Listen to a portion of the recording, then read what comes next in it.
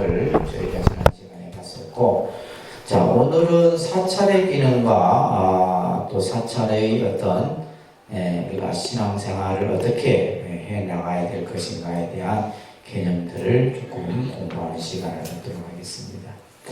보통 우리가 이제 사찰하면 여러분들 딱 떠오르는 게 뭐예요? 그냥 뭐 절에 가서 부처님께 불공 드리고, 그죠? 또 뭐 제를 지낸다거나 또 뭐 기도를 한다거나 이런 정도의 개념으로 우리가 사찰을 이해를 하게 되는데, 사찰이 가지고 있는 여러 가지 의미들, 또 그 의미들을 바탕으로 해서 다양한 기능들이 오늘 여러분들에게 설명이 되어질 겁니다. 자, 보통 우리가 사찰, 사원, 가람, 또 무슨 사, 정사, 원, 다 이 용어들이 뭐냐면 사찰을 가리키는 명칭들이에요. 그러니까 이제 요즘에는 이제 우리가 뭐 무슨 선언 이런 것들도 이제 전부 사찰의 명칭의 일환이라고 보시면 됩니다. 처음에는 이제 부처님 당시 때는 이 사찰이라고 하는 용어가 가람이라고 하는 말로서 쓰여졌어요. 그래서 이 가람이라는 이제 이 한자어는 이제 인도의 승가라마라고 하는 말에서 이제 가람이라는 말을 이렇게 사용하게 되는데, 이 뜻은 중원이라는 뜻을 가지고 있어요. 중원, 무리중자, 동산원자, 중원이라는 뜻을 가지고 있는데, 이 뜻은 뭐냐면 스님들이 모여서 수행하는 그런 공간을 우리가 보통 사찰이라 얘기를 합니다. 이제 이러한 개념들이 이제 좀 더 확대되어져서 이 사찰이라고 하는 것은 부처님과 부처님의 가르침과 또 부처님의 가르침을 따르는 수행하는 이들이 모여 있는 곳. 다시 말해서 사찰이란 뭐예요? 삼보가 있는 곳이 바로 사찰이다. 이렇게 이해를 하셔야 됩니다. 사찰이 어떤 것이냐? 부처님과 부처님의 가르침과 수행하는 이들, 그죠? 출가 수행자나 또 여러분들 같은 제가 수행자들이 함께 머무는 곳이 바로 사찰이다.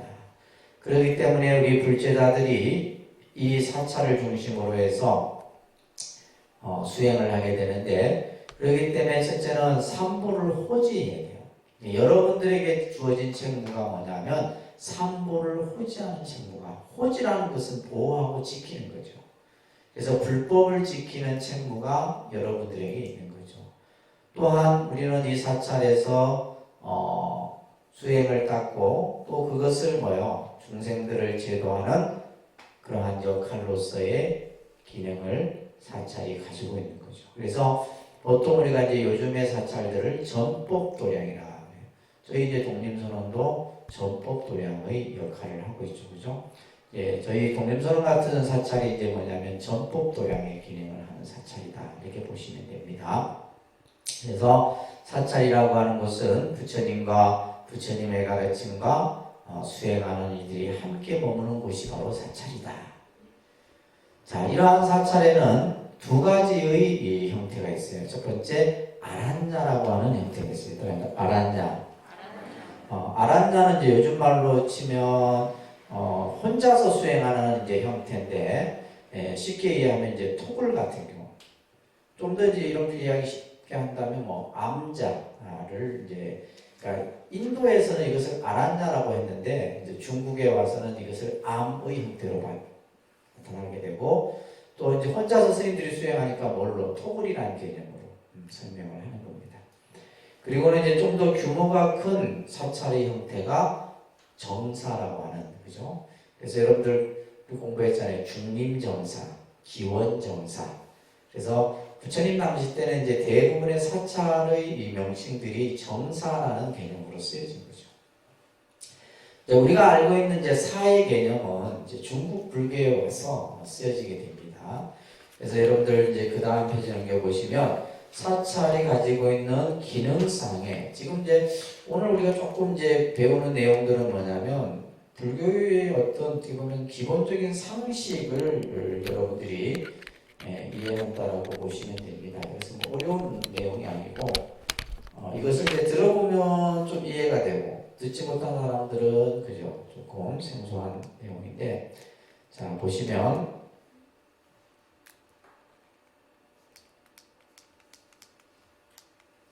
자, 먼저 사라고 하는 우리가 이제 알고 있는 대부분의 이제 사찰의 명칭을 우리가 이제 사용할 때 무슨 사 이렇게 하죠, 그죠? 무슨 사, 통도사, 해인사. 그래서 우리나라 같은 경우는 거의 90%가 사라는 명칭을 씁니다. 그래서 우리가 절 이름을 사명이라고 해요, 사명. 절 이름을 사명이라 하는데, 이러한 사명을 이제 짓게 되는 여러 가지 이제 그 요인들인데, 첫 번째는 가장 많이 이제 하는 형태가 뭐냐면 산명을 따서 사명을 같이 쓰는 경우들이 있어요. 그 사찰은 항상 어디에 있어요? 산에 있기 때문에 예를 들면 그 산에 있음으로 인해서 예를 들면 구룡산, 구룡사 뭐 이런 식으로 그죠? 그래서 이제 주로 이제 지명이나 산명을 따라서 사찰 명칭을 쓰는 경우가 있고, 두 번째는 어떤 그 사찰이 가지고 있는 사찰의 기능에 따라서 이제 사명을 쓰는 경우가 있어요. 기능과 또 그 사찰이 가지고 있는 창근의 의미. 예를 들면 해인사 같은 경우는 뭐예요? 해인사 같은 경우는 이제 화엄의 사상을 바탕으로 해서 해인사가 세워졌단 말이에요. 예, 그러니까 이제 이런 어떤 의미상의 이제 의미를 담아서 해인사 같은 거. 통도사는 이제 어떻게 보면 그 사찰이 가지고 있는 역할, 기능 그런 의미에서 이제 통도사라는 사명을 쓰게 되죠.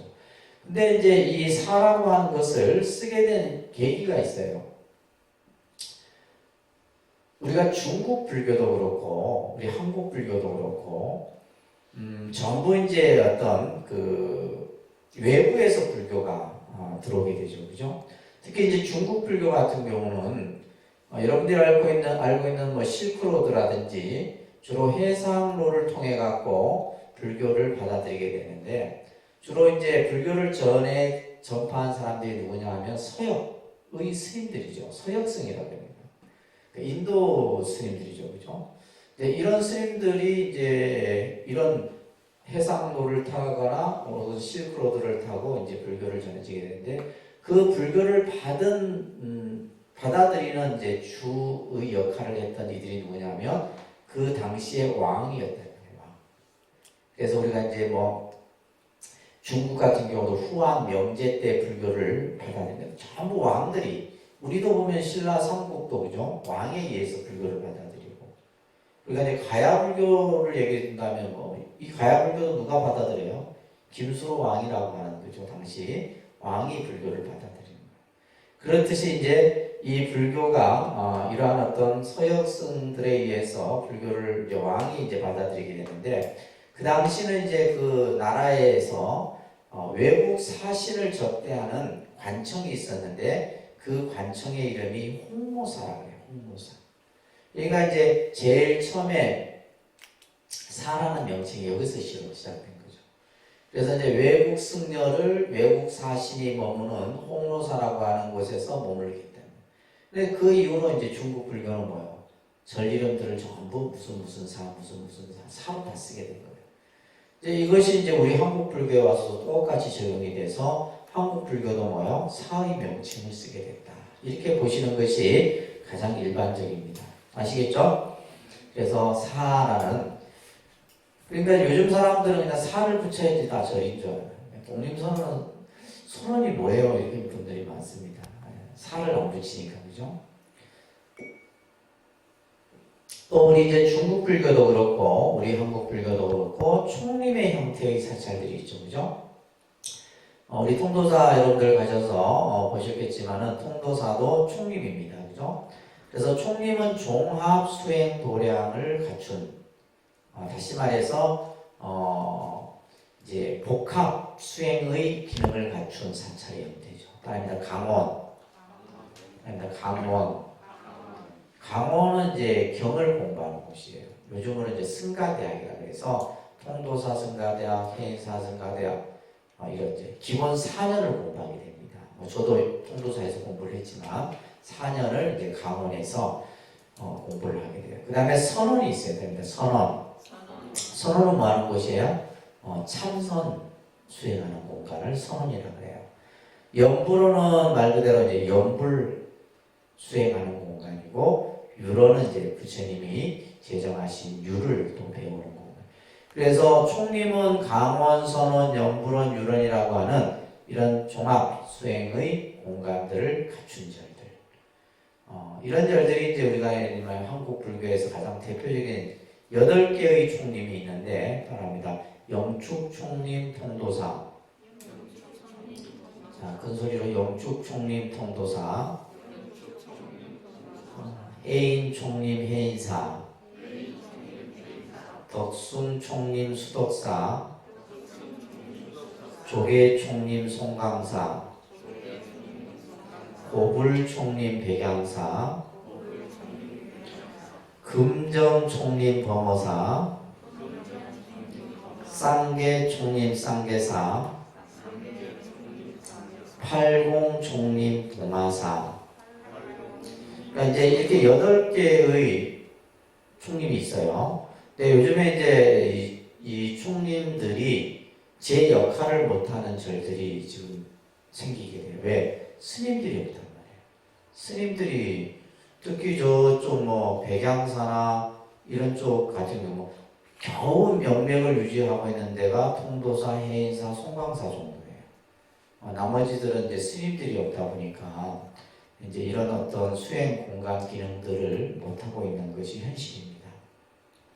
그래서 이제 여러분들이 이런 사찰을 갔을 때, 이곳은 총림의 형태를, 기능을 갖춘 사찰이구나. 그래서 스님들이 다양하게 수행과 공부를 하는 곳이다라는 걸 아셔야 되겠죠, 그죠? 그 다음에 이제 우리나라 사찰을 보게 되면 보공이라고 하는 기능상의 형태를 갖춘 사찰들이 있어요, 그죠? 보공하면 부처님의 진신사리를 모셔놓은.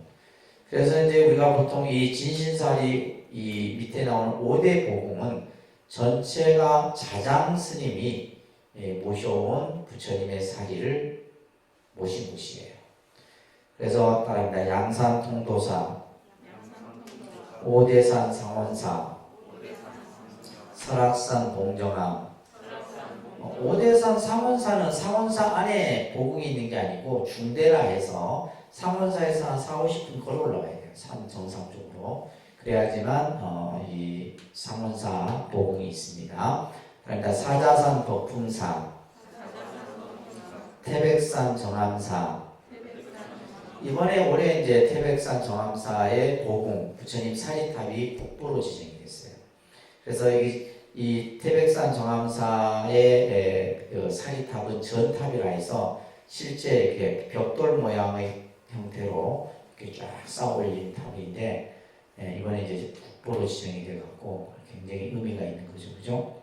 그래서 이 5대 보궁은 부처님의 진신사리가 모셔져 있어서 뭐가 없어요? 불상이 따로 조성되어 있지 않죠, 그죠?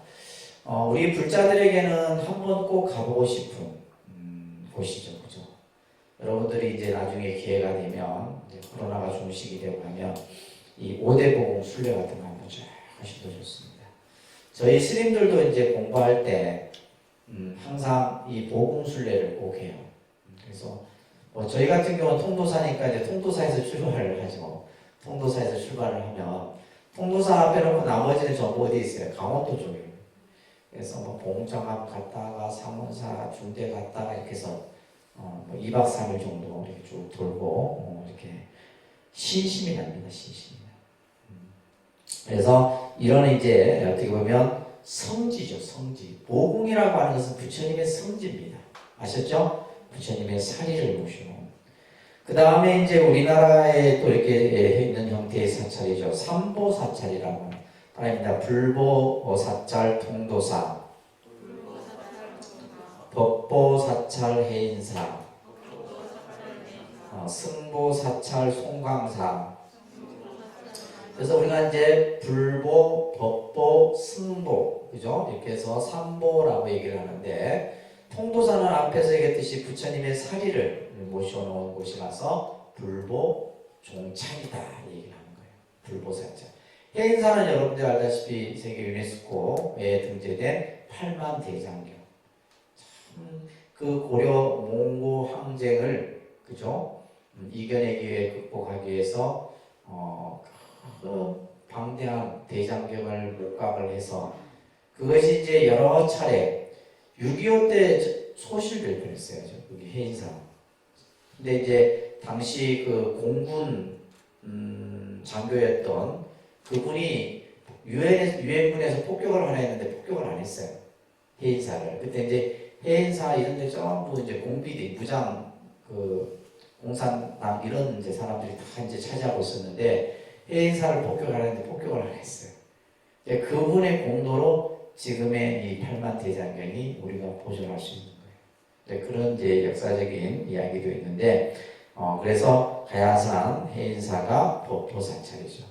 승보사찰하면 송광사인데, 송광사는 고려시대 때 16분의 국사가 나온 곳이에요. 고려시대 때 국사는 임금의 스승을 국사라 그럽니다. 그죠? 그만큼 이제 큰 고승들이 많이 나왔던 곳이라서 승보사찰이라. 자, 이런 거는 여러분 뭐라요? 상식, 불교 상식. 상식을 모르면 어떻게 돼요? 무식해요, 무식. 그래서 이런 기본적으로 불자라면 꼭 하셔야 되는 내용들입니다. 아셨죠? 자, 그 다음에 밑에 보시게 되면, 이제 근대에, 근현대에 들어와서, 이제 도심 지역을 중심으로 해서, 이제 포교당이라고 하는 사찰들이 들어서게 돼요. 자, 이것도 이제 아주 재미있는 그 과정이 있습니다. 실제 이제 일제 시대로 거슬러 올라가면, 저희가 일제로부터 36년, 그죠? 일제 강점기 시대를 우리가 겪게 되죠. 그때 일본 불교가 들어옵니다. 일본 군대만 들어온 게 아니라 일본 문화까지 들어오죠. 그죠? 그러면서 여러분들 이제 역사를 통해서 알고 있듯이 식민지 정책, 또 문화 말살 정책을 하면서 그 중에 뭐예요? 우리 한국의 불교를 뭐예요? 일본 불교화 시키는 작업을 해요. 그 중에 대표적인 것이 스님들을 결혼을 다 시키는 거예요. 일제 때 스님들은 무조건 다 결혼을 해야 돼요. 우리나라 예를 들면 창씨개명이라든지 단발령이라든지 이런 걸 했던 것처럼 똑같은 거예요. 그러면서 이제 일본의 이제 불교가 들어오면서 동네를 중심으로 해서 도시마다 일본 사찰들이 들었어요. 저 군산에 가면 동국사라는 절이 있는데 일본 그 당시에 그대로의 절을 형태를 유지하고 있는 절이에요. 일본식 사찰이에요. 동국사라는 절이 있습니다. 그러니까 일본이 이제 우리나라의 도시마다 이제 일본 사찰을 짓게 하는 거예요. 많은 사찰들을 짓습니다. 그럴 때 이제 우리는 가만히 있었던 것이 아니라 이제 성각자, 그죠? 눈 밝은 선지식들, 특히 우리 통도사 같은 경우는 보면 당시에 이제 구자 하자 큰 스님이 통도사 주지를 하고 계셨어요. 그러니까 통도사는 전부 이 큰 스님의 다 제자들입니다. 통도사는 이 구하 스님이 통도사 주지를 하고 있었는데 그때 이제 이 우리나라가 전체 사찰이 33본사. 지금은 우리 현재 우리 남한만 해서 25교구 본사가 이렇게 만들어져 있는데, 그러니까 우리가 이제 남북한이 갈라지기 전에는 33개의 본사가 있었어요. 이걸 누가 만들었냐면 일본이 만든 거예요. 일본 총독부에서. 사실 이걸 어떻게 보면 지금 이 제도를 우리가 사용하고 있는데 이게 일본의 잔재이기도 합니다. 그래서 일본이 한국에 있는 모든 절들을 통치하기 위해서 묶어놔버린 거예요. 경상남도에 관할하는 절, 경상북도 관할하는 절, 충청남도 관할하는 절 이런 식으로 다 분류를 해놨는데 그때 이제 이 통도사에 계셨던 구하 스님께서는 이제 도시에 이제 뭘 세우냐면 포교당을 세우게 돼요. 일제시대 때. 그래서 제일 먼저 세웠던 데가 어디냐면 마산에 가면 마산 포교당이 있어요. 들어보셨어요? 마산 포교당 하면 대자유치원이 유명하죠. 그 대자유치원은 지금 한 100년이 넘었습니다. 우리나라 최초의 불교 유치원이에요. 불교 유치원이고 사립 유치원으로서는 두 번째가 돼요. 역사와 전통을 가지고 있습니다. 그런데 이때 구하 스님께서 유치원을 설립했던 이유가 있어요. 왜? 우리가 나라를 빼앗긴 것은 배우지 못했기 때문이다. 어릴 때부터 교육을 해야 된다. 그래갖고 이제 대자유치원이라고 하는 유치원을 세워서 제가 이제 한 90년대 그때 이제 마산에 좀 살았었는데 유치원 아이들이 막 스님들 보면 그래요. 이제 스님을 안 하고 아이들은 부처님이라고 해요. 부처님 이렇게 막 하는데 그러면서 우리 아버지도 여기에 유치원 나왔고요. 우리 할아버지도 여기에 유치원 나왔고요. 3대 4대가 다니는 거죠. 그래서 당시 이제 통도사 이 구화 스님께서는 마산 포교당, 창원 포교당, 제가 이제 주지로 있었던 데가 창원 포교당인데 그 창원 포교당 같은 경우는 1926년에 설립된 절이에요. 그러니까 창원에 아무것도 없었던데. 네,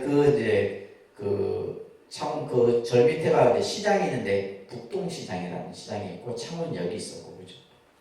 있었는데 그곳에 이제 포교당, 또 그다음에 창녕, 진영, 진주, 울산, 양산, 물금 이런 식의 이제 도시마다 포교당들을 세우는데 이 스님께서 포교당을 세운 위치를 보게 되면 대부분 어디 위치에다가 이 포교당을 건립하냐면 빈민가에 절을 세웁니다. 빈민가. 그래서 마산 포교당도 옛날 여러분들 추산동 지금 문신미술관 있고 해서 개발이 돼서 그랬죠. 제가 있을 때만 해도 산동네. 가장 못 사는 분들이 사는 곳이었어요. 그래갖고 이제 이 사찰을 세웠던 이유가 뭐냐면 사찰이 뭘 하라는 거예요? 구휼 사업을 하는 거예요. 가난하고 못 먹는 이들에게 양식을 주고 또 배우지 못한 이들에게 배움을 주도록 엄청 눈 밝은 스님이죠. 그래서 창녕도 제가 한번 가봤더니 창녕도 지금 많이 좋아졌어요. 근데 창녕 한 20년 전에 갔을 때 전부 산동네예요. 울산도 그렇고 창원도 그렇고 다 그래요. 그래서 이 스님이 이제 한 번은 친일인명사전이라고 하는 것을 발간합니다. 그 노무현 정권 때 친일인명사전을 하는데 우리 부하 스님이 이름이 딱 올라간 거예요. 친일 행동을 했다. 친일 그런 어떤 행위를 했다. 그래서 통도사가 막 난리가 났죠. 스님이 친일 행위를 한 적이 없는데 그래갖고 막 자료들을 보면 이제 당시 독립군 그 자금을 댔던 이런 영수증들 다 있어요. 그런 걸 전부 해갖고 이제 그 사전을 편찬하는데 딱 내서 딱 부하 스님만 친일 그 명단에서 빠지게 됐어요. 그 정도로 이제 통도사에서는 참 큰. 그러다가 이제 예를 들면 우리가 해방이 되고 바로 이어서 뭐가 터져요? 6.25가 터지잖아요. 6.25가 터지고 이제 실제 모든 것이 다 파괴된 상태였기 때문에 그러다가 뭐 이제 미군정이 들어와서 60년대, 70년대 이럴 때까지는 사찰이 이제 어떤 역할과 기능을 못했죠. 그러다가 실제 1990년대에 들어와서 이제 불교가 조금씩 움직이기 시작해요. 그러면서 이제 당시 또 여러 이제 스님들에 의해서 대표적인 포교당들이 들어서게 되는데 이제 제일 여러분들 들어보시지 못했을 거예요, 그죠? 능인선원이라고 하는 절이 있습니다. 강남에 신도가 한 20만 정도 되죠. 강남에 대형 사찰이죠. 능인선원, 그 다음에 우리 이제 앙국선원. 그러니까 이미 벌써 선원이라는 이 명칭이 이때부터 대세였어요. 그래서 저도 이제 선원이라는 명칭을 이제 사용하는데 능인선원, 앙국선원.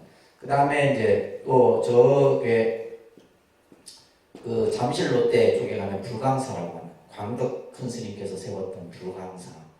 그 다음에 대구에 가면 영남불교대학이 있어요. 우학 스님이 하는. 여기도 뭐 신도가 몇만 명이죠. 이런 절들이 몇 년도에 시작한 거예요? 1990년도. 80년대, 90년대부터 이제 불교 대학을 이제 그때부터 한 거예요. 그래서 막 어마어마하게 지금 20년 가까이 됐죠. 엄청나게 이제 불교 공부했던 분들이 나오기 시작합니다. 그러다가 이제 이러한 포교당들이 어느 정도 이제 다 성장의 정점에 이르게 돼요. 그러다 보니까 이제 도심에 보면 이제 그냥 조그만 규모의 포교당들이 들어서게 돼요. 근데 이제 명맥을 오래 유지 못하죠. 저도 이제 몇 년 했었는데 한계가 있어요. 한계가 있어서 내가 독립선언 같은 걸 그때부터 꿈꾸기 시작했어요. 이래서는 안 되겠다. 이런 이제 뭔가 땅을 가지고 건물을 지어서 이런 어떤 역할을 해야 되겠다 이런 생각을 가졌었는데 그렇게 해서 이제 우리가 하나 있다. 서울에 가면 구룡사라고 있어요. 통도사 서울포교당입니다. 정우 큰 스님이 이제 설립한. 그러니까 이런 스님들에 의해서 이제 도심 포교당들이 그러한 역할과 기능들을 하게 되는 겁니다. 아시겠죠? 그래서 이제 그러다가 보면 이제 도심에 보면 뭐 이렇게 작은 포교당들인데 주로 이제 보면 제대로 역할과 기능을 못 합니다. 그래서 이제 또 막 뭐 점을 봐준다든가 뭐 이상하게 이제 뭐 천도제를 지낸다든가 이런 식의 이제 좀 잘못된 방향으로 흘리게 되죠. 그래서 이제 이 포교당들이 그래서 지금 이제 요즘에는 우리 통도사 같은 경우는 39사단 창원에 그게 이제 통도사 또 창원 전법 도량을 건립을 지금 추진하고 있고 종단에서는 위례 신도시 있죠, 그죠? 위례 신도시에다가 또 이제 신도시. 근데 우리가 이제 신도시 개발이 이루어지잖아요, 그죠? 지금 이 장유 유라도 신도시인데 신도시 부지에는 반드시 종교 부지가 들어지게 돼요. 그 종교 부지 계획이 있습니다. 아파트가 있고 학교가 있고 이런 그 종교 부지가 반드시 붙게 돼 있어요. 근데 사찰은 그걸 못 사는 거예요. 사찰은 돈이 없어서 못 사요. 그러니까 그걸 종교 부지를 누가 다 사냐면 교회가 다 사요. 그러니까 유라도 가면 전부 교회밖에 없는 거예요.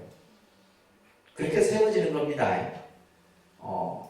그러니까 이게 이제 사찰이 왜 뭐 도시에 못 들어오느냐 들어올 수가 없어요. 일단 재정이 안 되기 때문에.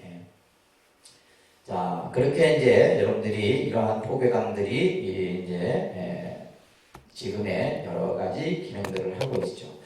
그 다음에 그 밑에 보시게 되면 우리 한국 불교의 어떤 사찰의 큰 어떤 틀을 보게 되면 우리가 이제 조계종을 얘기를 듣는 겁니다. 다른 종단은 뭐 다 작기 때문에 총무원이라고 하는 이제 원이 이제 기관이 있고 그 다음에 포교원이라고 하는 또 기관이 있고 그 다음에 교육원이라고 하는 기관이 있어요. 그래서 대한불교 조계종은 3원 시스템입니다.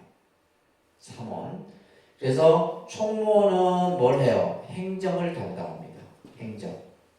그래서 스님들도 행정하는 스님들이 있어요. 행정하는 스님들이 있고 정치하는 스님들도 있고 있어야 돼요. 맨날 뭐 스님들이 뭐 저에서 목탕이나 치고 있으면 이렇게 되겠어요. 근데 또 복지하는 스님도 있고 다 있어요. 뭐 스님들의 역할과 기능이 다 틀립니다.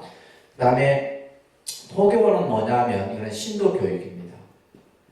그래서 우리가 이제 불교대학에서 모든 이 교과 과정이나 이것은 어디에서 담당하는 거예요? 포교원에서 담당하는 거예요. 신도 교육과 신도 포교를 담당합니다. 그래서 이 포교원은 이제 계층 포교라 해서 그 다음에 직능별 포교의 형태를 갖추게 돼요. 예를 들면 경찰, 군인, 법원, 청와대. 그래 청와대에도 청와대 불자회가 있습니다.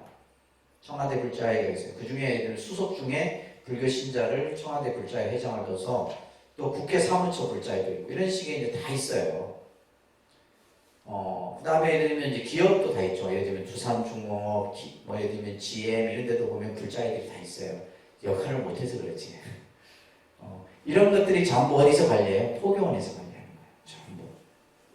아시겠죠? 그 다음에 교육원은 이거는 승가 교육입니다. 승가. 스님들 교육을 담당해요. 스님들이 제대로. 그래서 여러분들보다 스님들이 교육 공부를 더 많이 합니다. 우리는 승가 고시를 쳐야 돼요. 시험을 쳐갖고 6급, 5급, 4급, 3급, 2급, 1급 올라가야 돼요. 이렇게 해서 이제 그 스님들의 역량에 따라서 역할과 그 임무가 주어지게 되는 거예요. 그래서 보통 우리가 이제 주지를 하려고 하면 3급 이상을 따야 돼요. 3급 이상이면 15년 이상을 스님 생활을 해야지만 일선 현장의 주지로서 나올 수가 있어요. 이런 이제 시스템들이 만들어진 거예요. 그러니까 다른 조계종 말고는 이제 이런 시스템들이 제대로 갖춘 데가 없고. 자, 그리고 이 사문을 중심으로 해서 아까 우리나라는 몇 개 교구 본사가 있겠어요? 그죠? 25교구 본사가 있어요. 25교구. 그죠? 25교구 본사가 있는데 우리 통도사 독림선언은 15교구 본사예요. 그래서 대한불교조계종 제15교구 본사 통도사 말사 독림선언 이렇게 되는 거예요. 15교구.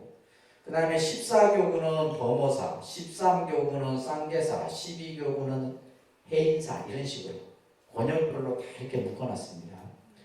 그래서 이 본사 밑에는 이제 절이 또 분류가 돼요. 공찰과 사사찰이 구분이 나눠지는 거예요. 그래서 절이 다 똑같은 절이 아닙니다. 그 기능과 역할이 달라요. 그래서 공찰은 예를 들면 이제 통도사의 공찰 같은 경우는 이제 아까 얘기했던 마산 포교당이나 제가 있었던 창원 포교당 불용산 이런 데는 공찰이에요. 공찰이라고 하는 것은 뭐냐면 통도사에서 지은 절이에요. 통도사에서 지은 절. 그 다음에 사사찰은 뭐예요? 통도사 스님이 지은 절이에요. 그래서 이제 등록을 어디에다 해요? 통도사로 하는 거죠. 독림선언은 뭐예요? 내가 지었기 때문에 내가 그래서 절을 지은 스님을 창건주라고 해요. 창건주. 창건주라 그러고 창건, 절을 세웠다 이 말이죠. 그죠? 그래서 이제 통도사에 등록을. 통도사 같은 경우는 이제 우리나라에 해외까지 하면 한 160개 정도 사찰을 거느리고 있죠. 서울, 대구, 부산, 경주 이제 보통 범어사 같은 경우도 이 장류사는 범어사입니다. 원래 이쪽 김해, 마산, 창원 이쪽은 범어사 권역이에요. 권역으로 치면 통도사는 울산, 양산 이쪽이에요. 울산, 양산.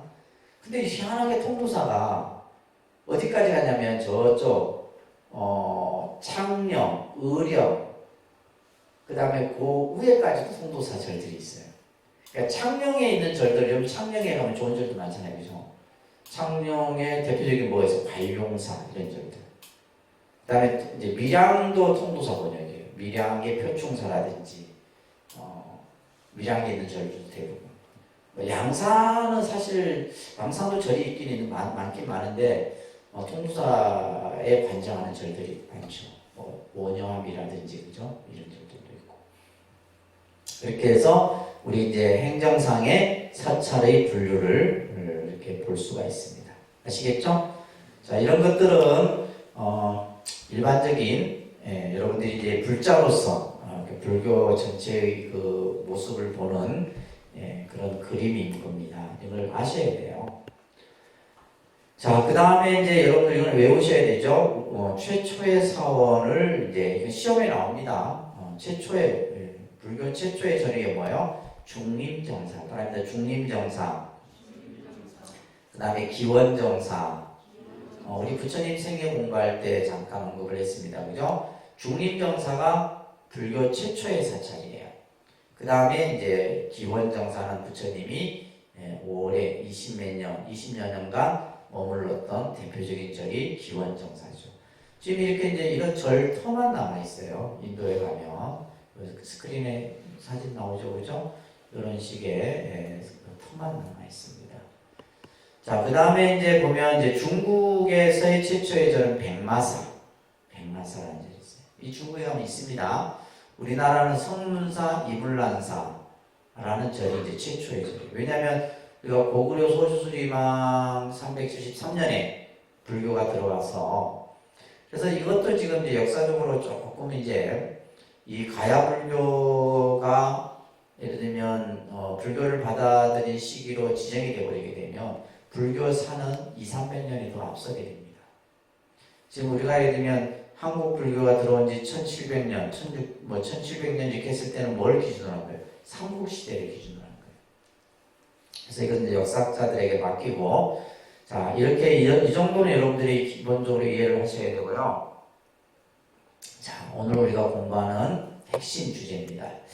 도대체 그러면 사찰이 어떠한 기능과 역할을 해야 되느냐? 어떤 사찰이 정말 올바른 또 기능과 역할을 하는 사찰이냐라고 했을 때 여기에 해당되는 내용들을 다 할 수 있는 기능과 역할을 가져야 되는 절이 돼야 됩니다. 그러니까 사찰은 수행의 중심 도량이며 우리 삶의 귀처이다. 사찰이라고 하는 것은 앞에서 얘기했듯이 뭐예요? 삼보를 모신 곳이잖아요. 그죠? 삼보가 있는 곳. 거기에는 부처님과 부처님의 가르침과 출가한 스님과 여러분들이 함께 수행하고 함께 배우는 곳이에요. 이제 그런 어떤 수행의 모습이 끊임없이 만들어져야 된다는 거예요. 그러면서 또한 뭐냐? 사찰이라고 하는 것은 내가 살아가는 인생의 삶의 귀처가 되어야 됩니다. 내가 힘들 때, 기쁠 때, 언제든지, 그죠? 내가 사찰을 통해서. 그래서 이제 우리가 보면, 일본이라는, 일본 같은 경우는 지금 우리나라하고 좀 관계가 안 좋아서 그렇지만, 일본이 실제 불교 신자가 가장 많은 나라가 일본입니다. 일본이 인구가 한 1억 2천 정도, 1억이 넘죠. 그 중에 한 6천 정도가 불교 신자라고 이렇게 나오는데, 그것도 이제 그냥, 그게 중요한 건 아니고, 일본이 가지고 있는 문화의 모습을 보면 참 다양하죠. 태어나면, 일본인들은 태어나면 아이를 데리고 진자에, 신사에 가서 아이의 건강과 행복을 기도하죠. 그리고 결혼은, 그죠? 예배당에서 결혼을 해요. 그렇다고 일본이 기독교가 있는 게 아니에요. 기독교는 있긴 있어도, 그래서 기독교 선교사들이 항상 생각하는 거는 왜 일본은 선교가 안 되느냐. 그러니까 일본은 전도가 안 됩니다. 그런 연유가 이제 역사적으로 일본도 여러 가지 우여곡절을 많이 겪게 되는데, 그러니까 그만큼 일본은 뭐야? 자기 문화에 대한 것이 굉장히 뿌리 깊어요. 실제 우리가 일본의 불교가 들어간 건 우리나라를 경유해서, 그죠? 백제 때 불교가 일본에 전해졌다라고 우리 역사에서는 이렇게 하는데, 일본인들은 자기들은 중국으로부터 불교를 받아들였다는 얘기를 하죠. 하는데 아무튼 결혼은 다 예배당에서 해요. 예배당이 어디에 있냐면 호텔에 있어요. 호텔. 우리도 요즘 호텔에서 결혼식 많이 하잖아요. 그죠? 그러니까 예배당 형태의 그것을 지어놓고 거기서 결혼식을 해요. 중요한 건 뭐예요? 마지막 죽음은 어디서 맞이해요? 절에서 한다. 그래서 모든 일본에서의 장례는 다 사찰에서 합니다.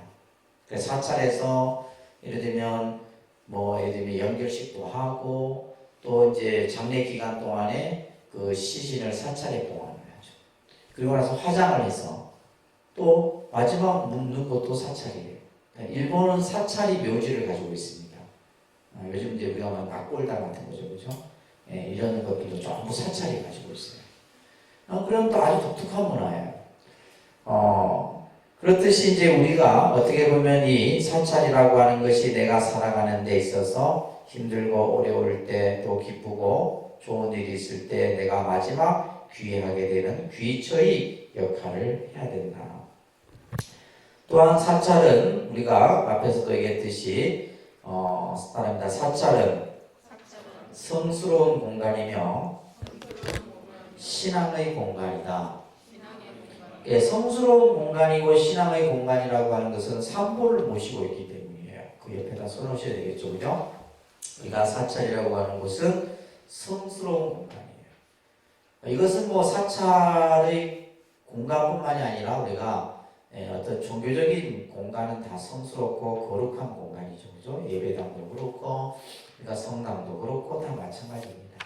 그렇기 때문에 이제 여러분들이 이 공간에 들어오는 순간 어떻게 돼요? 마음이 좀 편안해지고, 뭔가 내가 삶을, 나를 좀 내려놓을 수 있는 그런 기능을 우리가 사찰이 하는 거죠. 그래서 사찰이 이제 사실 우리 일반 사람들이나 불자들에게 가장 편안함을 줘야 돼요. 그래서 이제 저희 독립선원도 이 현대식의 건물이지만은 이 공간에 들어왔을 때 사람들에게 어떻게 편안함을 주는가? 여러분들 제일 먼저 뭘 많이 느끼셨어요? 밖에는 실제 콘크리트 골조인데 안에 들어오면 뭘 많이 썼어요? 나무를 많이 썼죠. 나무는 우리에게 되게 편안함을 많이 주고, 그다음에 바닥도 전부 그냥 건축하는 사람들은 알더라고. 이 비싼 나무로 칠까지 했습니다. 이 비싼 거 아니거든요. 그러니까 이게 이런 데 나무 목재를 많이 사용을 한 거죠. 하고 전체적인 색깔 톤도 그렇고 그래서 여기 오신 분들이 하는 얘기가 되게 편안하다는 얘기를 많이 합니다. 그래서 편안하고 뭔가 이렇게 좀 스스로를 쉴 수 있는 그런 이제 사찰의 기능들이 있게 되죠. 그죠? 자, 세 번째 중요합니다. 아닙니다. 사찰은 진리를 배우고 인생의 바른 길을 찾는 곳이다. 그죠? 우리가 사찰이라고 하는 곳은 부처님의 가르침, 그죠? 진리를 배우는 공간이에요. 그래서 여러분들은 이제 불교를 공부하지만 불교 공부는 곧 삶의 지혜를 배우는 공부가 바로 불교 공부입니다. 그러면서 내가 어떻게 살아야 하고, 그죠? 내 삶의 방향을 올바른 길을 찾는 곳이다. 그래서 인생의 참 진리를 배우는 것이 바로 사찰이에요. 그래서 사찰은 항상 뭐가 항상 끊임없이 열려야 됩니까? 법회가 열려야 됩니다. 그래서 법회가 열리지 않는 사찰은 사찰의 기능을 못하는 것입니다. 끊임없이 부처님의 말씀을 함께 공유하고 할 수 있는 이러한 법회와 수행의 시간들이 끊임없이 열려야 됩니다. 자, 네 번째 따라합니다. 사찰은 참회하고 기도하고 염불하는 공간이다.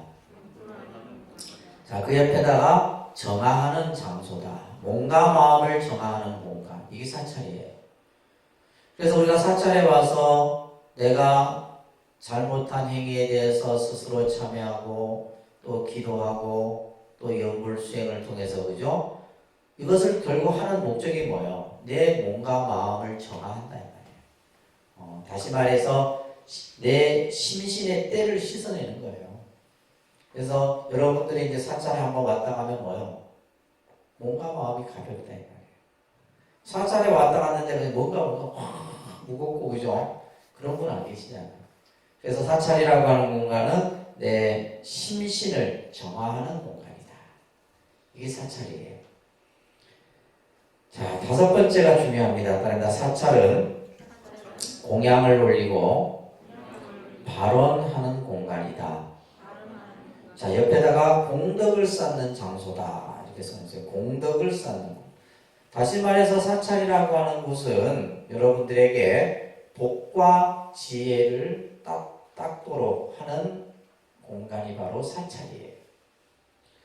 자, 우리들이 살아가는데 반드시 갖춰야 될 것이 뭐냐? 두 가지예요. 부처님은 이 두 가지를 갖췄기 때문에 우리가 부처님이라고 얘기를 하는 겁니다. 부처님은 뭘 갖췄냐면 따릅니다. 복덕, 지혜, 이 두 가지를 갖추시고 계시다. 그러니까 우리도 마찬가지예요. 우리가 세상을 좀 더 잘 살기 위해서는 뭐가 필요하냐? 복덕과 지혜가 필요한 거예요. 이 두 가지를 우리가 합해서 이제 공덕이라 얘기를 하는 거예요. 공덕이라 얘기를 하는데, 자, 우리가 예를 들면, 그죠? 이 복이라고 하는 것은 있어야 됩니다. 이 복이 없으면 안 돼요. 여러분들이 세상을 좀 힘들게 살아가는 사람들 보면 뭐냐면 박복에 복이 없어. 그러니까 본인이 가지고 있는 복이 없다 보니까 뭐야? 살아가기가 힘든 거예요. 근데 사람마다도 보면 뭐 딱 복이 있는 사람이 보이거든요. 복이 있는 사람이 있다. 그러니까 외형에서도 복이 보여있단 말이에요. 근데 우리가 이 복이라고 하는 것은 복을 짓는 것을 작복이라고 해야 됩니다. 작복. 그죠? 복을 짓는 것, 작복. 작복의 행위들을 해야 돼요. 내가 복이 없으면 어떻게 복을 지어야 됩니다. 예를 들면 여러분들 통장에 돈이 없으면 뭐요? 열심히 일을 해서 돈을 모아야 되잖아요. 마찬가지로 이 복도 복을 짓는 행위를 해야지만 내가 그 복을, 그래서 복을 받는 것을 수복이라고 해요. 그러니까 수복. 복을 받는 거예요. 복을 받고 또 어떤 이들은 뭐야? 감복, 복을 감하는 행위를 해요. 이 말은 뭐냐면 오는 복도 그냥 발로 차버리는 이런 사람들 많습니다. 그리고 그 복을 자기에게 오는 복을 수용을 못해. 수용을 못하는 거예요. 내 복으로 만들 수가 없는 거죠. 그래서 이 복이라고 하는 것은 보이지는 않아요. 보이는 것이 아니지만 그렇지만 또 안 보인다고도 할 수 없어. 왜? 사람을 볼 때 뭐요? 그 복이 보이거든. 보인다 이 말이에요. 그래서 우리가 스스로 이 작복의 행위를 통해서 여러분들이 복이 있으면, 자, 이 복이라고 하는 것은 결국 이제 물질과 정신을 함께 얘기하지만 그래도 물질적인 요소가 더 강하죠. 물질적인 요소. 그래서 우리가 예를 들면 결국 이 우리가 지금 살고 있는 자본주의 사회에서는 뭐가 최고예요? 돈이 최고예요. 그렇잖아요. 그죠? 일단은 없으면 베풀지를 못합니다. 없는 사람은. 그래서 복이 있는 사람이 좀 여유도 있고 나눌 줄도 알고 그래요. 그래서 복을 지을 수 있는 뭔가 틈이 있어요. 틈이 있는데 아까 얘기했듯이 복이 없는 사람은 안 된다 이 말이에요. 그리고 우리가 또 하나가 뭐예요? 지혜가 있어야 되는 거죠. 그죠? 지혜. 그러니까 이 두 가지를 다 함께 닦는 것을 우리는 뭐라 그래요? 공덕이라 하는데 이 공덕을 짓는 것이 바로 뭐다? 사찰이다. 그래서 여러분들이 부처님 전에 와서 공양을 올리고 청소를 하고 하는 것들이에요. 그래서 나는 사람이 느낍니다. 내가 요즘에 복을 많이 써갖고 복이 좀 많이 줄어드는 것 같아. 우리가 복에도 그 양이 있어요. 그것을 뭐라 한다면 복량이라 그래요. 다른 데 복량. 복의 그릇이 있어요. 자기 그릇이 있는데 그 그릇이 빌 때가 있단 말이에요. 비면 어떻게 돼요? 채워놔야 돼요. 채워놔야 돼요. 그러니까 스님들도 보면 복이 많은 스님이 있고 복이 없는 스님들이 있어요. 여러분들도 저는 어떨 것 같아요? 복이 많죠. 복이 많습니다. 제가. 그러니까 복도 보면 제복, 인복, 오복을 얘기하는데 그러니까 결국 예를 들면 우리가 제복이 있으려면 인복도 있어야 되고 인복이 있으면 제복도 있는 겁니다. 그 다음에 이제 수명, 그렇죠. 갑자기 뭐 그냥 사고를 당해서 죽거나 이러면 안 된다 이 말이에요. 자기 명대로 또 살아가는 복도 필요한 거예요. 또 그리고 뭐요? 죽을 때 잘 편안히 죽는 것도 복이에요. 그죠?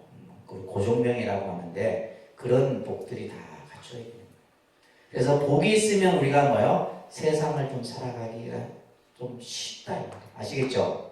그래서 우리가 사찰을 통해서 내 복을 내가 짓는 행위를 하는 것이 바로 사찰이에요.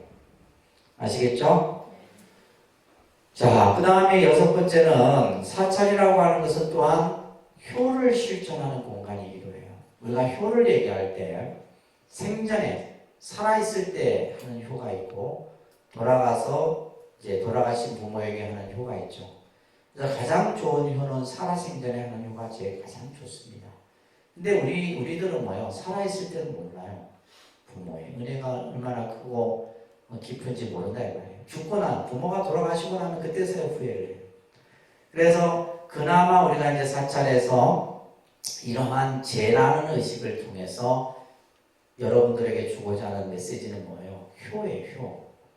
그러니까 우리가 보통 우리나라의 문화는 유교 문화, 불교 문화가 혼재되어 있죠. 그죠? 그래서 제사 문화 같은 경우는 유교 문화인데 이것을 이제 불교에서는 제문화로 바뀌게 되죠.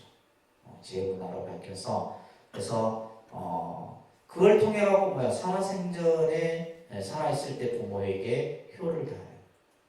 이런 어떤 개념들이 우리가 사찰이라고 하는 공간을 통해서 이루어지는 겁니다. 그러면 우리가 언제 절에 가야 될까요? 언제 절에 갑니까? 가고 싶을 때 가는 게 아닙니다. 우리 불자들은 절에 언제 가냐면 가고 싶을 때가 마음이 일어나면 간다 그래요. 정말 그죠? 아니에요. 절은 어디요? 가야 될 때 가는 겁니다. 꼭 가야 절에 가야 할 날이 있다 이 말이에요.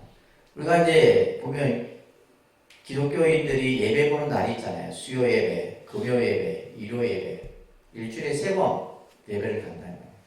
그러면 우리는 이제 그러면 불교는 기본적으로 뭐 예를 들면 기독교인들이 부활절, 그다음에 크리스마스, 예수 탄생 이럴 때 이제 기념일로서 그들이 삼듯이 우리는 뭐요? 부처님 오신 날, 따라합니다. 부처님 오신 날, 부처님 출가하신 날, 부처님 열반하신 날, 부처님 성도하신 날, 이 4대 기념일은 우리는 항상 기억해서 사실은 절에 가야 돼요. 근데 우리는 부처님 오신 날은 가는데 그 나머지 일은 몰라. 생각도 안 해. 그러면 안 되는 거예요. 그래서 이제 우리가 이제 종단에서도 부처님 오시고 부처님 출가하시고 열반하시고 성도하신 날을 가능한 이제 이것을 인식시키기 위해서 노력을 하는데 참 어렵긴 어렵습니다. 이런 부분들이. 그리고 이제 우리가 일상에서 행해지는 절에 가는 날이 바로 제일 법회 날입니다. 제일 법회 날. 자, 따라합니다. 음력 초하루, 음력 보름, 음력 18일, 음력 24일. 이제 음력으로 이렇게 하는 법회들이, 근데 이건 현실성이 안 맞아요. 실제로. 근데 바뀌어야 됩니다. 바뀌어야 되는데, 지금 우리가 보면 서울하고 지방하고 이 신도들의 의식 차이가 얼마 정도 차이 나냐면 10년 이상 차이 납니다. 여러분들은 그걸 못 느끼죠? 서울에서 신행생활하는 사람들의 의식과 지방 이권에서 이렇게 신앙생활하는 사람들의 의식의 수준 차이가 10년 이상 차이나요. 왜냐하면 그 사람들은 이미 벌써 이 음력 법회를 서울에서는 안 합니다. 뭘로 바뀌어요? 토요 법회, 일요 법회로 바뀌어요. 근데 우리는 그걸 못해요. 왜? 아직까지도 저는 초하루날 가야 된다 생각을 하는 거예요. 보름날 가야 된다 생각하는 거예요. 저도 이것을 수도 없이 바꾸려고 했지만은 실패. 왜? 여러분들이 미동도 안 해. 꿈쩍도 안 한단 말이에요. 바뀔 생각이 없어. 심지어 예를 들면 제가 일요법회를 하는데 선생님 일요일날 왜 절에 갑니까? 집에서 쉬어야지. 제가 무슨 말을 더 하겠어요. 그러니까 우리가 여러분들이 바뀌셔야 돼요. 제가 이렇게 여러분들 기본 과정 때 이런 얘기를 하는 이유가 바뀌어야 됩니다. 제가 예전에 뉴욕에서 한 1년 있었었는데 영어 배운다고 뉴욕을 가긴 갔는데 이제 절을 또 이렇게 또 했었었거든요. 근데 그 뉴욕에서 이렇게 절에 나오는 분들이 보면 70년대 이민을 가신 분들이에요. 그러니까 보면 전부 서울대 고대생들이에요. 근데 하시는 일은 뭐예요? 전부 잡화점, 생각소 이런 걸 다 하세요. 네, 그런 이제 그때 간 분들은 이미 이제 경제적인 자립을 이루신 분들인데 이분들은 70년대 불교를 생각하고 나는 2000년대 불교를 가지고 이 사람들에게 얘기하려고 하면 안 맥히는 거예요. 안 따라와. 왜냐하면 자기 생각이 딱 박혀있기 때문에 어렵습니다. 이게. 그래서 이미 서울이나 저쪽은 음력 법회를 뭘로 바꿔요? 토요 일요 법회를 바꾸고 있어요. 왜냐하면 지금 우리가 주 5일제 된 지가 몇 년 됐어요? 꽤 됐죠? 주 5일제 문화가 된 게. 그래서 주 5일제가 되면서 딱 금요일부터가 휴가잖아, 사실. 그래서 저희 그 대학에서도 금요일날 강의를 개설하면 학생들이 아무도 안 들어요. 실제로. 금요일날 수강, 예를 들면 강좌를 개설해 놓으면 강의를 안 합니다. 그래서 저희도 이제 금요일날 안 하는 이유가 그거예요, 사실은. 금요일날은 강의가 없어요. 제가 이제 서울에 가서 이제 강의를 이번 학기는 하는데, 없어요.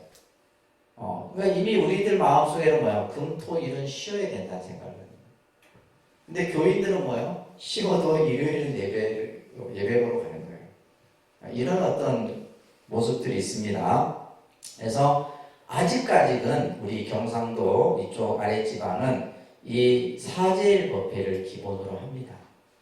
사제일 법회를 기본으로 하다 보니까 점점 우리 거사분들, 남자분들이 절에 올 수 있는 시간들이 없는 거예요. 없잖아요, 그죠? 없어요. 전부 평일날 하니까 다 직장 생활하고 일을 해야 되는데 전부 이 제일이 어쩌다가 토요일 일요일날 걸리지 평상시는 다 평일날 걸리는 거죠. 그리고 또 요즘 우리가 보면 전부 맞벌이 세대잖아요. 맞벌이가 시작된 지는 내가 알기로 한 10년 정도 된 것 같아요.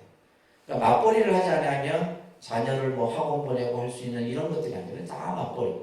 그러니까 점점점 절에 오는 신도들 수도 급감을 하죠.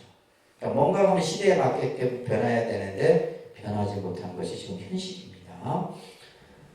자, 그래서 우리가 절에 가는 날도 이렇게, 그래서 여러분들 사찰 달력을 보시면 이렇게 음력에 이렇게 표시된 날이 있어요. 절에 가는 날로 이렇게 표시를 해놨는데도, 그죠? 그래서 꼭 이 날은 여러분들 우리 이제 직장 다니고 이런 분들은 토요일, 일요일 이렇게 해당되는 날에는 한 번씩 절에 오셔서 기도도 하시고 이렇게 하시면 좋을 듯 싶어요. 자, 이렇게 이제 우리가 쭉 사찰의 역할, 기능들을 쭉 보면서 밑에 보시게 되면 우리가 이제 사실 살아가면서 많은 인연들을 만나고 또 헤어지고 이렇게 살아갑니다. 그 만남의 인연 중에서 부처님 법을 만나는 인연이 가장 거룩한 만남이에요. 거룩한 만남. 그래서 부처님의 만남의 인연을 우리는 뭐라 하냐? 불연이라 합니다. 그러니까 불연. 예, 불연이라고 해요. 그래서 여러분들은 불연이 있기 때문에 이 자리에 앉아 계신 거예요. 근데 이 인연이 참 지중한 인연이라는 걸 여러분들이 잘 모르시죠. 우리가 이제 인연법에서 보면 옷깃만 스쳐도 500생 인연이다 하는 말이 있어요. 옷깃만 스쳐도. 그러니까 예를 들면 내가 어느 길을 가다가 누군가와 스치기만 스쳐도 뭐요? 500생 인연이라는 것은 500번을 나고 죽고 하면서 그 인연이 있어야 된다는 거예요. 그래야지만 옷깃 정도 한번 스치고 여러분들의 부부의 인연, 수억 급의 인연이죠. 부모 자식의 인연 마찬가지예요. 그런데 그보다 더 지중한 인연이 바로 뭐다? 불연이다라는 거예요. 그거 꼭 명심하세요. 그냥 어쩌다가 내가 만난 인연이 아니다 이 말이에요. 운이 좋아서 만난 인연도 아니고 이 인연은 내가 수억급의 시간 속에서 내가 만난 금생의 아주 지중한 인연이 바로 불연이다라는 겁니다. 그렇기 때문에 우리는 좋은 인연을 선연이라고 해요. 그러니까 선연. 그죠? 우리가 세상을 살아가면서 참 이 좋은 인연을 만나면 얼마나 삶이 복돼요. 만나는 인연 속에서 좋은 인연. 그런 경우들이 참 많죠. 참 인생은 묘한 겁니다. 삶이라는 것은. 제가 우리 3층에 부처님 사리가 모셔졌다 했죠. 그죠? 저것도 이렇게. 저는 사실 사리에 대해서 별 이렇게 생각을 한 번도 가져본 적이 없었어요. 그러다가 이제 우리 그 인등을 여러분들 법당에 가면 인등이 이렇게 있는데 내가 사실 그 인등을 조성할 때 그 인등의 그 연꽃 봉우리 위에다가 부처님 사리를 모시고자 하는 생각이 문득 떠올랐어요. 저기다가 부처님 사리를 모셔갖고 이렇게 다 해서 이렇게 놓으면 굉장히 장엄하겠다 이런 생각이 떠올라서 근데 사리라고 하는 것이 그냥 쉽게 만날 수 있는 인연이 아니잖아요. 그래갖고 사리 이제 몇 군데 또 스님들 이제 전화 통화할 때마다 스님 혹시 사리 좀 어디 내가 좀 이렇게 구할 수 없을까요? 또 한 스님이 이제 아는 스님이죠. 이 스님이 이제 그 자기 절에 그 탑을 보수하는 과정에서 사리가 나왔어요. 사리 한가가 나왔는데 이제 이 탑이 보물로 지정이 되어버립니다. 그러니까 그 안에 있던 모든 게 다 뭐예요? 사진으로 찍혀갖고 빼도 박도 못하게 돼버린 거예요. 그래갖고 내가 이제 이 스님한테 얘기했더니 저 강화도에 어디에 가면 어느 스님이 사리를 몇 가를 가지고 계시든 그래서 이제 얘기만 듣고 또 이제 강화도까지 언제 또 가겠어 싶어갖고 이제 했던 차에 또 다른 스님한테 사리 얘기를 했더니 지금 이제 이 스님이 미얀마에 가 계시는데 미얀마 원래 미얀마나 스리랑카 이쪽에 이제 부처님 사리가 좀 많이 이렇게 있어요. 그래서 미얀마 스님한테 사리 좀 한번 구해보라고. 그래서 우리 천조 스님이 또 미얀마에서 오랫동안 수행을 하셨거든요. 이 스님 천조 스님이 수행했던 그 명상했던 스님이 아주 미얀마에서 아주 이름이 있는 수행을 아주 잘했던 스님인데 그래서 스님 공부했던 그 스님한테 한번 좀 알아보면 스님이 연세가 많아서 그래서 마침 이제 그 스님이 생각이 나는 거예요. 그래서 전화를 했더니 또 어느 스님을 연결해 주는 거예요. 근데 이 스님이 또 가지고 있는 게 아니라 또 다른 스님이 가지고 있어. 근데 중요한 건 이 가지고 있는 스님이 흔쾌히 자기는 이 사리를 모시고 있을 형편이 안 되는데 이것을 그런 좋은 도량이 있다면 그게 보셨으면 좋겠다. 이게 바로 뭐예요? 선연이에요, 선연. 그 인연들이 뭐예요? 마치 꼬리를 엮어가듯이 뭐예요? 만들어가는 거예요. 근데 내가 또 생각하기는 우리가 이제 19일이면 부처님, 500불 부처님이 오시잖아요. 이 도량에. 내일 모시고 와서 이제 복장식을 하고 하는데 이 500불 부처님이 오시기 전에 뭐가 먼저 온 거예요? 부처님의 사리가 먼저 다 도착한 거예요. 이것 또한 뭐예요? 거룩한 인연일 거예요. 제가 이런 걸 여러 번 지금 경험합니다. 근데 이제 우리가 이런 선연 말고 또 뭐예요? 때로는 이거는 만나면 안 되죠. 악연. 만나서는 안 되는 악연. 이런 것들, 그죠? 우리가 인연도 이런 선연과 악연의 인연들이 있는데, 자, 그래서 우리는 수많은 인연 관계 속에서 인연의 고리를 잘 풀어가는 지혜가 필요한 거예요. 아시겠죠? 내가 안 좋은 인연은 그 인연을 풀어가야 됩니다. 금생에 내가 안 좋았다면 금생에 푸셔야 돼요. 만약에 풀지 못하면 다음 생 또 이어져요. 어떤 일이 있었냐면 이제 딸인데 이 딸이 태어나면서부터 엄마에게 엄마라는 소리를 하지 않는 거예요. 엄마라는 소리를 하는 거예요. 그러면서 성장하는 과정에서도 마찬가지예요. 그래서 학교 다닐 때도 뭐가 필요하면 그냥 메모를 적어서 줘요. 그래서 이 엄마는 그래도 이제 열심히 절에 다녔던 거리라. 그러면서 그것에 대해서 늘 이제 마음의 짐이 됐던 거죠. 그러면서 딸을 위해서 기도하고 그 딸의 마음을 풀어주기 위해서 늘 기도를 합니다. 참회 기도도 하고 막 해요. 그래도 딸이 엄마라는 소리를 안 해요. 이건 뭐예요? 우리가 생각했을 때도 이 딸과 엄마는 뭐예요? 악연이죠. 뭔가 맺힌 거죠. 맺혀있는. 그런데 이제 딸이 시집 가는 하루 전날인데 이 엄마가 딸을 앉혀놓고 절을 3번 다 부릅니다. 네가 나한테 맺힌 것이 있으면 다 풀고 가라. 그때서야 이제 이 딸이 울면서 엄마라는 소리를 했다. 그 한번 맺힌 그 인연을 풀기가 그만큼 어렵다는 거예요. 그래서 우리가 이제 부처님 인연 속에서 여러분들이 좋은 인연의 고리들을 잘 풀어가셔야 되는 겁니다. 아셨죠?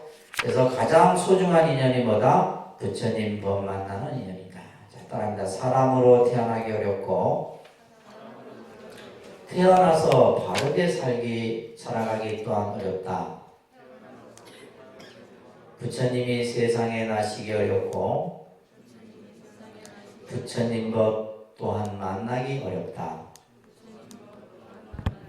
자, 이 말씀을 잘 새기세요. 우리가 사람 몸 받기 어렵습니다. 사람 몸을 받았어도 바르게 살아가기 또한 어렵습니다. 또 우리가 부처님이 이 세상에 나시기 어렵죠. 또한 우리가 부처님 법 만나기는 더더욱 어렵다는 거예요. 그래서 여러분들 천수경에 보면 백천만금 난조다. 백천만금의 시간이 지나도 만나기 어려운 것이 부처님 법이다. 자, 이러한 부처님 법을 만났을 때 여러분들이 이제 올바르게 신앙생활을 잘 해나가야 되겠죠. 그죠? 자, 그래서 신앙 체계를 4단계로서 설명합니다. 따라합니다. 바른 믿음, 올바른 이해, 끊임없는 실천, 원만한 증득. 자, 이것을 신해행증이라고 외우셔야 돼요. 따라합니다. 신해행증.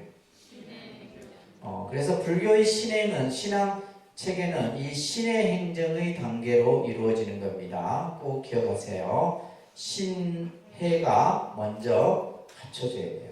그래서 신은 뭡니까? 믿음이에요. 믿음. 뭐에 대한 믿음? 불법성 삼보에 대한 믿음이에요. 자, 여러분들은 뭘 믿습니까? 불법성 삼보를 믿습니다. 라고 대답을 해야 돼요. 불교에 대한 믿음은 뭐라고요? 불법성 삼보에 대한 믿음이에요.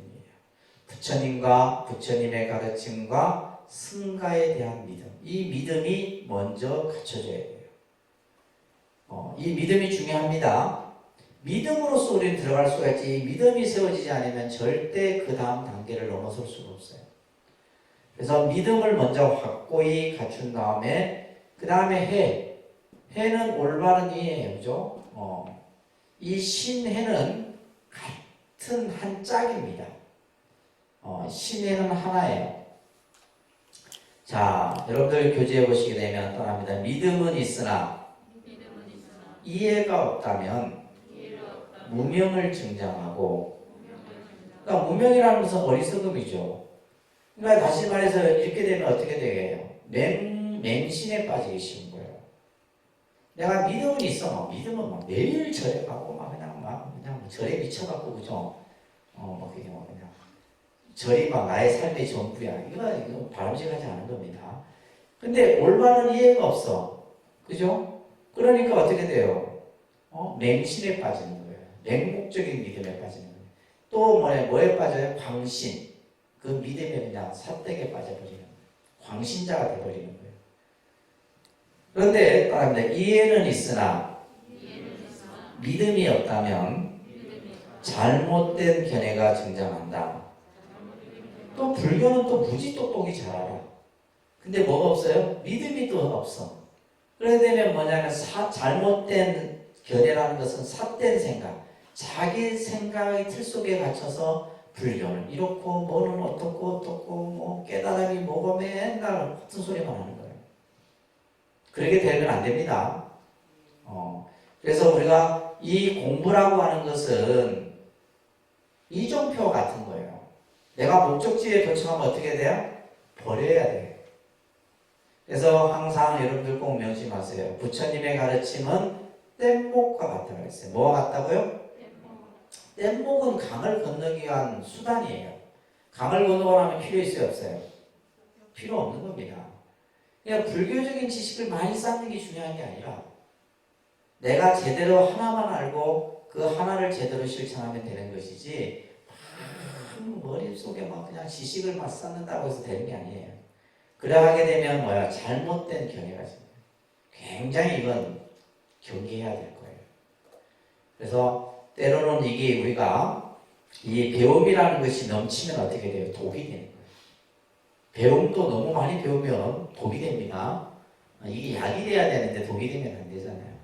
따라합니다. 원만한 믿음과 올바른 이해를 통해서만 비로소 실천행의 근본을 이룬다. 그죠? 우리가 믿음과 올바른 이해 이 두 가지를 갖춰야지만 뭘 할 수 있다는 거예요. 행을 할 수가 있다는 거예요. 결국 우리는 뭐예요? 행을 하기 위한 공부지 공부만을 위한 공부가 돼서는 안 되는 거예요. 그죠? 여러분들이 내가 불교를 어떻게 실천할 건가? 어떻게 수행할 건가? 나를 어떻게 닦을 것인가가 그죠? 그것을 제대로 하기 위해서 여러분들이 공부를 하는 거지. 그냥 책에 있는 이런 쓸데가 없는 거 그죠? 이건 필요도 없는 거예요. 그래서 우리가 이제 밑에 보시게 되면 진리에 부합되지 않는 믿음은 미신과 맹신에 빠지기 쉽다. 그렇죠? 우리가 예를 들면 합리적이지 못한 잘못된 믿음은 미신과 맹신에 빠지기 쉬운 거예요. 그래서 여러분들이 종교를 알고 또 불교를 알더라도 제대로 믿음을 가지고 제대로 된 불교를 여러분들이 아셔야 되는 겁니다. 그러면서 행과 증득이라고 하는 단계를 이룰 수가 있고, 자, 그러기 위해서는 우리는 불교 신앙의 특성을 잘 이해를 해야 돼요. 불교 신앙의 특성, 그런데 자주성, 자유성, 평등성. 자, 불교 신앙은 그죠? 불교는 내가 모든 것을 만들죠. 자주성이에요. 내가 이 세상의 주인이고 어떤 절대자나 또 부처님이 나를 대신해 주는 게 아닙니다. 내가 하는. 그래서 자주성이에요. 자유성이라고 하는 것은 불교는 우리가 좀 더 세상을 자유롭고 얽매임이 없이 그죠? 어떠한 굴레로부터 속박을 굴레로부터 벗어나는 신앙적 특성이 있는 거예요. 우리가 예를 들면 기도하고 참선하고 절하고 명상하고 염불하고 하는 게 뭐예요? 번뇌에서부터 벗어나게 하는 거잖아요. 그게 바로 자율성이에요. 평등성은 뭐예요? 누구에게나 깨달음의 길이 열려 있다라고 하는 평등성. 이 세 가지의 특성이 있는데 사실은 이 내용보다 더 중요한 것이 신앙의 목적입니다. 이거 제가 항상 강조하는 내용인데 첫째 우리가 불교를 왜 신앙? 여러분들이 왜 부처님의 가르침을 믿고 따릅니까? 결국 나를 찾기 위한 것이다. 참 나를 찾기 위한 것이다. 라는 거예요. 그죠? 그래서 우리가 나를 찾고자 하는 이 공부가 바로 불교 공부예요. 두 번째는 뭐냐면 나 자신의 삶을 변화시키는 것이 바로 신앙의 목적이에요. 나를 변화시킨다. 그래서 제가 항상 우리 이제 불자님들에게 불교를 믿을 때와 믿지 않을 때 여러분들은 변하셔야 돼요. 내 자신이 변해야 됩니다. 그래서 내 마음속에 욕심, 분노, 증오 이런 마음들이 가득 찼다면 그런 것을 비워낼 수 있어야 된다. 내 삶을, 내 자신의 삶을 변화시키는 결국 무엇을 통해서 가능해요? 수행을 통해서 가능한 거죠. 수행을 통해서 가능하다. 우리 아버지 엄마가 절에 나가더니 달라졌다. 이런 소리 들으셔야 돼요. 근데 이상하게 달라졌다 하면 안 됩니다. 평상시보다 더 이상해진 것 같아요. 그래서 절에 나가더니 맨날 화만 내고 짜증만 내고 바가지만 긁고 이러면 절에 안 나오셔야 돼요. 그러면 그렇게 나오면 뭐요? 다른 사람들이 불교를 예를 들면 제대로 안 보죠. 근데 우리 엄마 아빠가 절에 나가더니 뭐요? 이해심도 넓어지고, 그죠? 뭔가 이렇게 마음이 여유가 있어지고. 그렇게 됐다면 뭐요? 그 자체가 바로 뭐냐면 내 삶의 변화가 생긴 거죠. 그래서 우리는 부처님의 가르침을 통해서 나 자신의 삶을 변화시킵니다. 제일 먼저 변하는 게 어디냐면 얼굴이 변합니다. 여러분들이 얼굴이 변해요. 내가 수행을 하죠. 내가 기도를 해요. 우리가 예를 들면 내가 선한 일을 해요. 선한 일을 하면 내 관상이 바뀌어요. 얼굴이 바뀝니다. 아시겠죠? 화가 나고 그냥 우락부락했던 사람이 수행하고 기도해 보세요. 얼굴이 온화한 모습으로. 성형 안 해도 됩니다. 성형할 필요가 없는 거예요. 그래서 그 얼굴은 뭐냐면 모든 사람들이 봐도 쳐다봐도 다 좋아 보이는 얼굴로 바뀌는 거예요. 또한 우리는 뭐냐면 불교 신앙을 통해서 내가 풀지 못하는 문제, 이 문제를 부처님의 가피력으로 그 문제를 풀 수 있다는 거예요. 어떤 어려움도 능히 다 풀어나갈 수 있습니다. 그 다음에 우리가 정토 세계를 구현하는 것, 이것이 바로 불교 신앙의 목적이고, 이러한 목적을 달성하기 위해서는 우리는 어떤 자세를 가져야 되느냐? 자, 첫 번째 서원이 있어야 됩니다. 뭐가 있어야 된다고요? 서원, 원이 있어야 돼요. 원은 바램입니다. 바램. 그렇죠? 우리가 어떤 내가 원하는 목적이 없이 우리는 무엇을 하기는 참 힘듭니다. 내가 무엇을 하더라도 그 반드시 그것에 대한 목적이 분명해야 돼요. 그래서 그것을 우리는 불교에서는 원이라고 합니다. 원. 그래서 원을 세우셔야 돼요. 아셨죠? 그것이 내 개인적이 됐든 대사회적인 것이 됐든 다 괜찮아요. 원을 세워서 내가 불교 공부를 하는 목적이 무엇이다. 내가 기도를 하고 수행을 하는 목적이 무엇이다라는 것이 분명해야 된다. 그리고는 두 번째 믿음, 발심의 마음을 일으켜야 된다. 발심. 그죠? 끊임없이 뭔가 내 마음 속에서 내가 나 자신을 닦고자 하는 그러한 마음들이 일어나야 되는 거예요. 세 번째가 중요하죠. 끊임없는 수행. 이것을 정진심이라고 합니다. 무슨 심? 정진심. 이게 참 중요합니다. 우리는 실증을 잘 내요.